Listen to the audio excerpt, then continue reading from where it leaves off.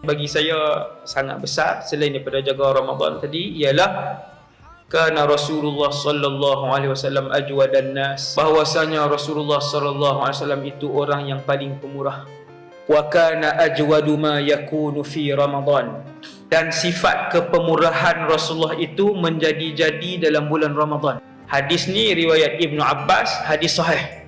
Bila datang Ramadan, sifat pemurah Nabi SAW karrihil mursalah, kata Ibnu Abbas, seperti angin yang bertiup kencang.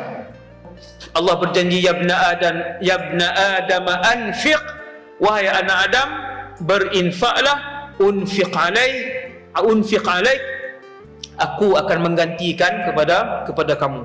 Kita berazam dengan Allah, ambil sebahagian duit kita ni untuk diinfakkan kepada dalam bulan Ramadan. Yang paling elok sekali ialah cari masjid-masjid yang buat berbuka puasa. Nabi SAW beritahu dalam satu hadis, sesiapa yang menyediakan makan berbuka puasa untuk satu orang Ramadan, maka dia mendapat pahala seperti seorang yang berpuasa tanpa mengurangkan sedikit pun pahala orang tu.